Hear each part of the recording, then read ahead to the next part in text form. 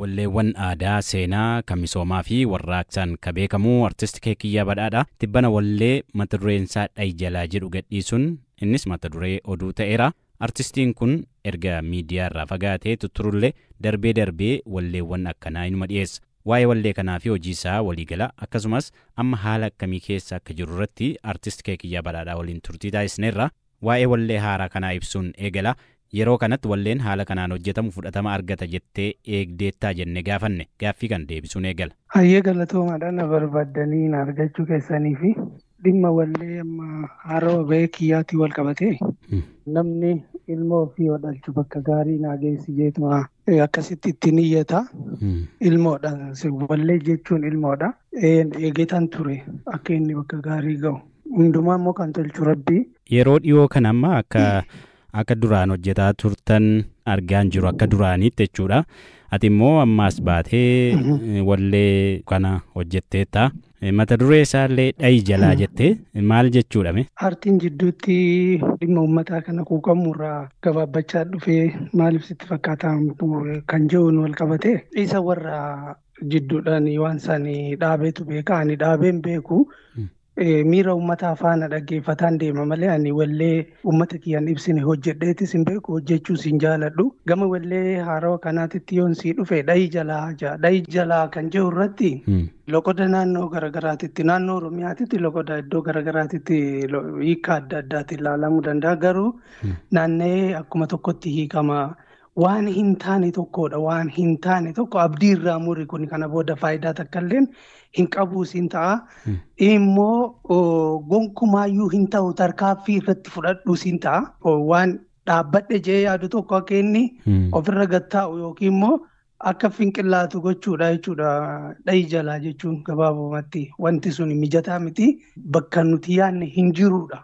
Ergaan isaanii maal jechuudha? Walleen gaafa hojjetamu diraamaa isaatis laalaa barreessitaa.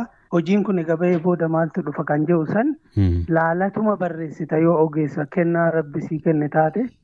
Kanaafi waan walaloo san daran ibsu fakkeenyaaf kilippii kana sagalee isaa jalaa dhaabdee taatee achirratti ta'aa jiru san yoo ijaan kan argitu taate hiikaa mataa isaa qabaa jechuudha sagalee dhaga'uu baattus. Kun immoo eenyu affeera? Nama afaan hin dhageenyes, nama gurraan hin dhageenyes, nama afaan ati hojjechaa jirtu kana hin beeynes diimaa fi gurraacha adii osoo hin jedhin nama hundaayyuu hin affeeraa jechuudha. Wantichi hin galaaf maal jechuu akka ta'e. Kanaaf waan wallee keenya fakkaatu barreessina diraamaas. Diraamaa sirba kanaatis anumatu barreessee anumatu wal qabsiisee hojjetee jechuudha. Qabiyyeen wallee ammaa keessaa tokko nagaan akka jiraatu mataaf nagaan akka bu'uufaa gaafata. Kanarratti maal jettaati? Waa'ee nageenya biyya keenyatti wal qabatee namni waan hin qabne barbaada malee waan qabu hin barbaadu.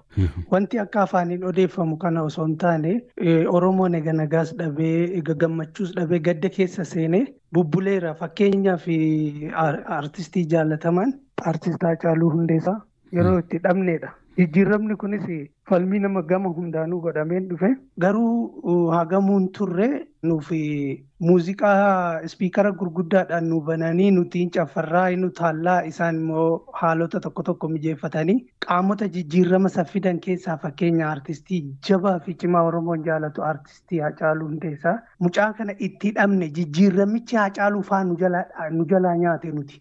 Jijjiiramni dhufe sun jijjiirama Haacaaluu faa fudhatee dabre jijjiirama Battee Urgeessaa faa Abdul Jabbaar faa isa faa nu jalaa fudhate ammas namoota jajjaboo lakkoofsifinne hawwan keenya manaa baasanii ilma keettu achi jira jaanii nama waggaa 18 dabre fidi jaanii seera kamiin akka isaan gaafatan beeknu abbaa fi haadha Oromoodhaa hedduutu bineensaan nyaachifame rashaname hayyoota kana san jedhee lakkaa'ee anirra gahuu hin dandeenye. Abbootii gadaa karrayyuu jumlaadhaan nama 14 bakka tokkotti achi ofirraa garagalchanii rasaasa irratti lakkaa'anii nuti kana san jennee kan lakkaawwannee fixannu hin qabnu. Namni nu jalaa dhume namni si tuffata yoo nama si jalaa ajjeesanii caaluma kan jedhu itti sii dabalan.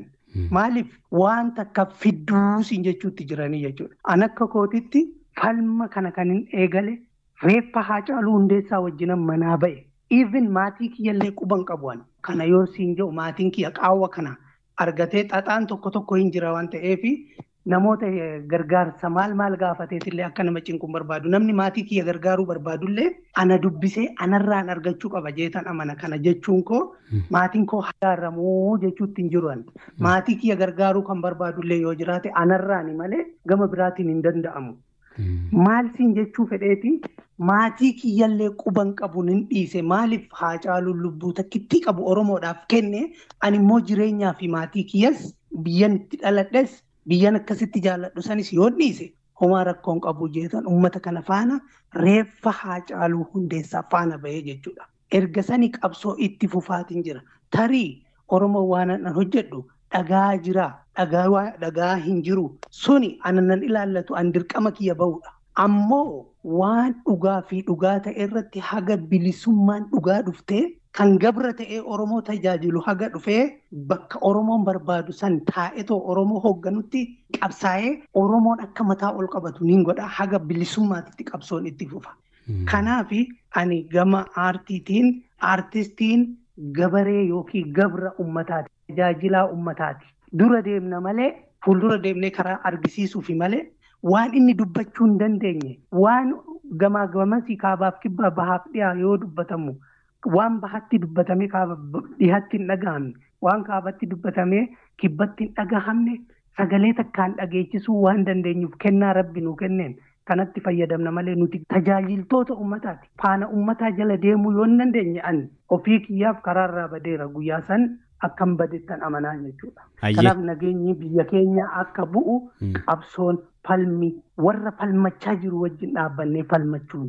Wanna tokko yoo sitti hime sareen foon gaafa itti heddummaatee nyaattu hamma irraa nyaatte kanaaf bolloo qoffortee awwaalti. Namni yoo karaa sanirra dabru namni foon ishiin ol kechisan arguu baatu ishiin garuu iyyeessan dhiiftu maaliif namni hundi kan achiin dabru waanuma foonsa fuudhuudhaa deemu itti fakkaata waan ta'eef. Kanaaf namni dhugaa hin awwaalin wanna iyyuuf hin qabu. Ammas wanni nan jala sararreessitti himu namni hedduu wacuu danda'a.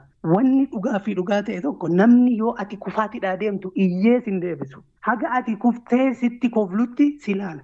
Garuu gaafa dhugaa jala deemaa jirtu wanni ati itti deemaa jirtu sirrii ta'uu gaafa beeke akka ati galma saniin hin geenye sitti iyya. Kanaaf nuti qabsoo itti fufnaa. Qabsoon Oromoodhaa hin dhaabbatu haga bilisummaatitti deema. Akkanan siin jaani gama kootiin. Garuu artist Keekiyyaan eessa jiraa kan jedhu gaaffii guddaa ture ta'eera darbitee numa dhufta garuu eessa jira akka duraanii miti miidiyaatti baatee mul'attu eessatti badde. Hayyee galatoomaadha. Gaaffiin kun gaaffii nama hundaati dhugaadha. Ani waaqumaa fi lafa jidduun jira. Namni na arguu baatus Rabbiin na argaa quba na qaba. Nuti falmarra jirra maal falmannaa haqa keenya falmannaa mirga lubbuun jiraachuuti. Wanni bakkee keenya dhokfannee mataa keenya gadi qabannuu fi akka nama biraa mataa keenya ol qabannee of mul'ifnee dhugaa dhoksuu hin barbaanne dhugaan haa mul'attuudhaaf nuti gadi jenne. Ani dhokadhee dhugaan haa mul'atuuttan jira jireenyi kiyyas guutuun isaa of dhoksee dhugaa mul'isuudha ammatti haga bilisummaan dhuftutti dhugaan haa mul'attu malee ani dhugaadhaa gadi waan ta'eef ilmi namaa kamuu dhugaadhaa gadi dhugaa mul'isee ani haa dhokadhu jireenya akkasiitan jiraachaa jira.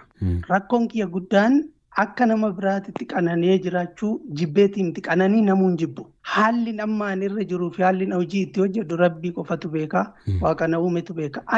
Kaniin hojii hojjedhee dhufu gaafa waan an ittiin hojjedhu argadheedha. Har'a roorroon biyya keenya keessatti deemaa jiru waan hundumaa gatii ol dabalee nuti halaala irra teenyatoo namoota biyya keessa jiranii wajjin wal qunnamnee hojjechuu miti. Ijoollumti biyya keessa jiraniyyuu hojii hojjechuu hin dandeenye. Maaliif? Qaala'insi biyyattii akka hin taanetti burkuteesse kun aartii keessa seenee jira. Namni jiraachuudhaaf haala jiruu irratti waan dabalamaa jiru dabalataa si gaafata. Baajeta waan hin arganneef yeroo baay'ee tumsa waan hin qabneef anis itti bu'ee namoota arge dubbisuudhaaf har'a namni bakka baay'ee jira. Eenyutu eessa jira? Eenyutu immoo dhugaa jala jira? Eenyu dharra jala jira? Hin beektu. Ableen qara lamaatis hedduudha. Kan waan sii murtu fakkaattee sii murtus hedduu jira. Onnattee nama dubbisuudhaaf nama amanuu si barbaachisa. Namoonni ani hin quuqaman je'ee yaadu haga dhufanii na bira dhaabbatanitti ani sochoosuu hin danda'u. Maalidha? Ani kan hin qabu ogummaadha. Walaloo barreessuu, yeedaloo qopheessuu, yaada uummanni kiyya gungumaa jiru aartiitti jijjiiruudha malee ani abbaa qabeenyaan taane baajeta waan kana ittiin sochoosu yeroo dhabuun tura. Amma booda garuu Oromoonis akkana bira dhaabbattu abdiin qaba. Hojii kana akkan itti fufsiisus abdiin qaba. Asumaanuu dhaamsin ani dhaammadhu kanarratti waan kana sirriitti akkana hubatanii barbaadaa jechuudha. Wallee kee haaraa kun baay'ee jaallatameera. Girumee sagalee kee kiilolee sanaan irraa nu yaadachiistaa sarara muraasa. Hin danda'amaayyee. Tol. Ilaamee falmadhu siyaamee maaltu dhufaa miidhamni kanaan alaa dhahi jalaa aboo dhahi jalaa biyyi namaan kananiiti nu biyyarraa bayyanatte nu ariiti Oromoos bakka hin bu'u ni ajjeesu sablammii arra du'u. Hayyoo fi abboo rashananii abboo kanarra maaltu galaa teechee laalta balaa dhahi jalaa si jijjigaa diiguu mana sirraa diiguu kanarra maaltu galaa teechee laalta balaa dhahi jalaa qaala'iinsa jiruu deega'ee boonsi diruu kanarra maaltu galaa teechee laalta balaa dhahi jalaa abboo dhahi jalaa. Baay'ee galatoomi. Yoon si tuttuqu keessaa isinillee ulfaadhaadha. Namatti tola baay'ee. Walleewwan kee qabiyyee garaagaraa of keessaa qabu kan warraaqsaa qofa miti kan aadaa kan seenaa kan misoomaa wama jiruuf jireenya uummata Oromoo calaqqisiisan yeroo hojjettu dhaga'ama turree kanneen hunda haala kamiin keessaa'uu walleewwan seenaa fa'aa agarsiisan hin qo'attamoo akkasumas walaloo namatu sii kennamoo ofumaa keetii kana hunda qindeessitamoo seenaa dubbistamoo haala kamiin ta'uu danda'e. Hamzaa kiyya yeroo naa dubbatu jechaaf maleedha isan ani hojjedhu qofaa miti hojiin nuti hojjechaa jirru. Artistoota hedduu biraa ashaaraan kiyya hin jira. Namoota hedduudhaaf hin kenna. Kan atamma dinqisiifattu kanaan alatti hojii hedduu namaaf kenneetii hin jiran. Ijoolleen hedduunis ittiin bahanii kan ganaa bahus hin jira. Kan fudhatanii of harkaa qabanis hin jiran.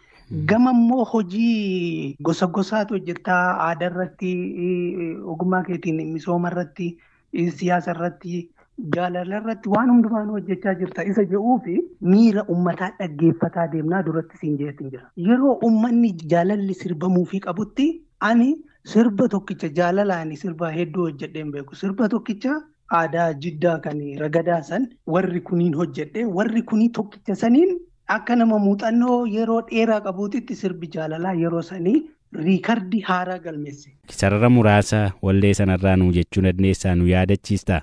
Hayyee wallee sanirraa waa tokko jechuun dura waayina yaadachiifte gaafii kee keessatti bara sanitti barri kun yeroo ani kana hojjedhu kun yeroo qeerroon akka malee qabsoo gaggeessaa turee fi irreecha Hora Arsadeet irratti nama hedduu dhabne sanidha. Koomaand poostii keessaan qabamee mana hidhaa maakalaawwitti darbameen ture. Baatii 4 achuma mana dukkanaa keessatti qoratamaas waan nama falmataa tokkorra ga'us simachaatuman dabarsaa ture. Achi keessatti yonnaa san wanti ani argaa ture tokko maali yoo jette yeroo sanitti alagaatu biyya bulchaa jira diinatu biyya bulchaa jira warri TPLF kun akka malee nama keenya roorrisanii namoonni isaanii nu biratti hidhaman kuni kontorbaandii bunaa jedhanii kun kontorbaandii saliixaa maalii jedhanii waan gurguddaadhaan himatama keenya immoo shororkeessaa qofa waan jedhamutu ture. Taazzaba wanna achi keessatti taajjabe tokko fudhadhee gabbee Oromoon tuni biyya abbaa ofii keessatti qe'ee abbaa ofii keessatti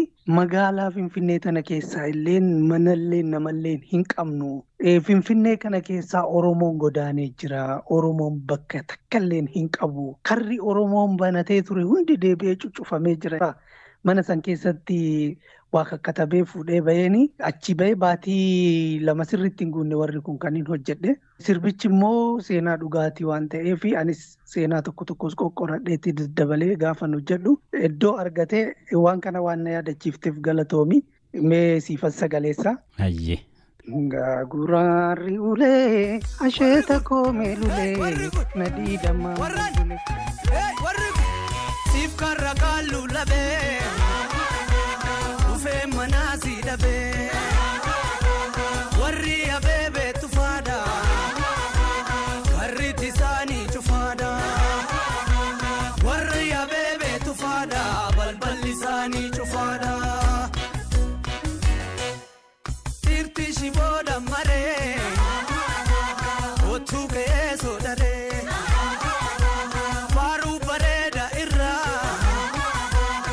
qotee bulaadhaaf immoo hamileen ta'a jedhee qotee bulaan keenya akka callaa gaarii argatuuf hamileen ta'a jedhee gaafa lafaa ka'us hojiin qotee bulaadhaa sun riikardii haaraa galmeesse. Ani sirba tokkichaanan beekame baay'ee uummata kiyya keessatti uummanni kiyya kan naqee bale hojii qotee bulaa tokkicha gaafa nan hafuura baafadhu narraa qeebale. Wallee sana yaadattaa?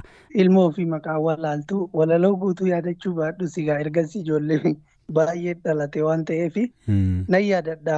Wanti uummanni akkasitti jaalalaan narraa qeebalee fi dhiyeessidha. Callaa kan kee gaafa gabaadhaaf dhiyeessitu callaaf bareedaa taanaan namni wanni sirratti gatuuf hin jiru sirraa qeebala gabaabumatti sirraa fudhata haala simannaa bareedaadhaan sirraa simata. Maaliif gabaanii oomisha bareedaa callaa bareedaa barbaaddi. Ani yeroo sani sochii gara dinagdee maal kana hin dhaabne ispoonsaras maalis barbaadee nan argadha ture.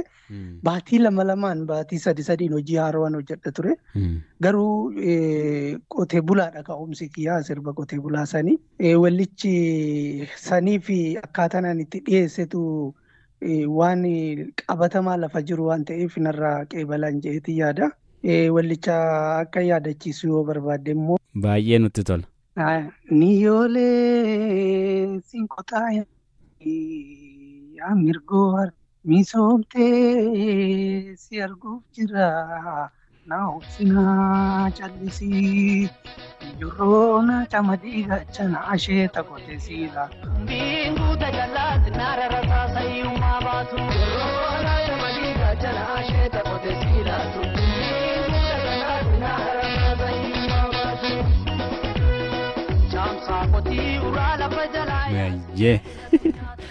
Baay'ee namatti tola ulfaadhu. Hojii caalaa yaa komookoo innaa yeroo sanitti kanan baay'ee ittiin uummata biratti fudhatama argadhe isa kana waan baay'ee si ajaa'ibu garuu walleen kana caalaa immoo akka malee dachii sossoosee ture. Qabsoon bara wayyaanee kun eegaluudhaaf hogguu haalli tokko oo'aa jiru sirba nan yoo jedhe waataan yeroo sanitti gurra akka malee argatee amma sirba qotee bulaa kanallee namoonni faallessanii bara kanaan misooma sirbaa kan jiranis jechaa turanis jiru.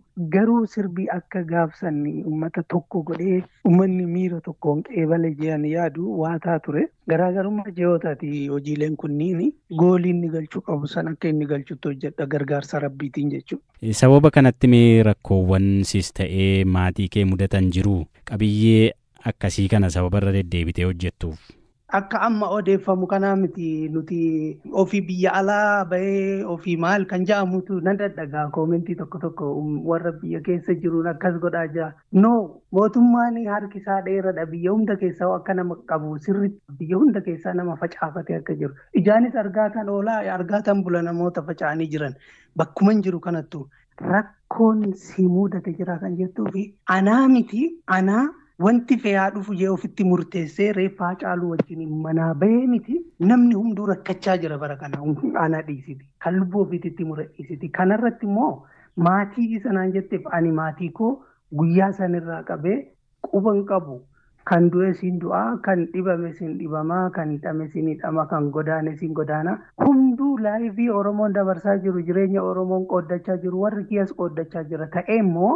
Dirqama namummaadhaan ani sababa geessetoo maatii kiyya silaa gaaddisa ta'ee gargaaruu narraa eegamu gochuu dadhabuudhaanis rakkooleen gaggaan hin jiran. Kana yoo siin jo'an maatiin kiyya rakkate jee garuu guyyaa tokkicha miidiyaatti bahee dubbadheen beeku. Kana boodallee immoo maatiin kiyya rakkatees rakkatuu baates kuni dhimma biyyaati dhimma maatii kiyyaati fi ana qofaatii miti kophaatti baasee wannan irraa haasa'uu qabu. Hojii kee kanaaf nama galateeffattu. Dhumaa irratti immoo dhaamsa qabdu yoo jiraate. Hayyee galatoomii jalqaba irratti waaquma nu uume galateeffanna. Isatu wal argaatii waliin haasawaa jee guyyaa kana nu hayyamee atilleen immoo dhaabbanni ati keessa hojjettulleen ulfaadhaa waan na barbaaddanii na dubbistanii fi ani intarvii yookiin gaaffiif deebii kennuu eegan dhiisee waggaa 6 ga'eetiin jira. Barbaadeetuman dura hojii hojjechuun qaba ifaajuun qaba jeetuman waa hundarraa bilisa ta'e miidiyaa kamirraa'u amma dhumarratti akka dhaamsatittis akka itti dhaammannootittis wanti ani jechuu barbaadu Tokkoffaa irratti Oromoon hayyoota hedduu qaba. Namoota baratan hayyoota gurguddaa keessaa fi alas ta'anii dhugaa Oromoo kana barbaachaa jirantu jira. Bosonallee ta'anii ijoolleen hidhatte. Ijoolleen kaleessaa dhagaadhaan karaa cuftee wayyaanitti lubbuu fiddee akkasitti aangoorraa kaastee har'a immoo warra aangaa'umsaniin ari'amanii nuti waan ifaanyee finne kana dhabneetis hin teenyu taa'us hin dandeenyu silaa namni nu dhiisu hin jiru jedhanii ijoolleen hidhattee bosona jiranii isaan kunis jiranii aartistoonni ammas haqa uummataa barbaadutti jiran hedduun jiranii ijoolleen jajjabduun jechi isaanii hin dhumne akkasumas immoo gama Oromootiin gama hundaanuu abbootii qabeenyaatis haa ta'u Oromoon tokkummaa qabu san argisiisee jabaate wal qabannee nulleen anillee achi keessatti na dabalee aartiidhaani hunda isaaniitiin wal qabannee kana boodallee dhugaa Oromootis dhugaan kan waaqa nu uumeti gaafa ishiin galtu gaafa dhugaan galtu biyya keenya kanaaf nagaanis bu'ee araarris bu'ee waan ta'eef hayyoota kanaa wajjiniin waliigallee warra hidhatee dhugaa barbaadu kanaa wajjin aartistoota kanaa wajjin waliigallee qabsoon keenya haga dhuma bilisummaatitti haga biiftuun bilisummaa ishiin haqaa baatutti qabsoon keenya itti fufaa warri kanaan dura nu faana dhaabbataa turtan nu tumsaa turtan dhiiraa dhalaattuu xiqqaa guddaattuu galatoomaa jechuun barbaada. Anis gama kootiin kana booda Oromoo irraa hin tutturu wanna na tuttursiisee akka hin dafeen dhufne na godhus Oromoon hubatee ilaalcha keessa galchee akka na bira dhaabbatu nan barbaada. Gamoo ijaaruuf yookiin immoo jireenya bareedaa ittiin jiraachuudhaaf namni akka kiyyaa kun waan barbaadu fakkeenyaaf mata duree godhattee toonatti dhufte dhayii jalaan maallaqa hedduu fudhatee deema akka amma haalli biyyattii irra jiru wanni hunduu bakka hin jiru waan ta'eef namni wajjin hojjettus kafaltiin inni gaafatus haaluma qaala'insaatti wal qabata. Gara maallaqa miliyoona ol dabru irratti finna hojii akkanaa kana hojjechuudhaaf gaachana ofirra qabanii walirra qabanii jala dabranii gama bilisummaatitti tarkaanfatamuu qabaa nuti gabrummaa wajjin lakkuun dhalanne rabbiin bilisa godhee nu uume bilisummaa ganama rabbiin wajjin nu uume san deebifnee sababa bugeeffannee gonfachuu qabnaa kan jedhu dhaamsadhaa isinis galatoomaa uummanni kiyyammoo kan na dhaggeeffataa jirtanis galatoomaa jechuun barbaada.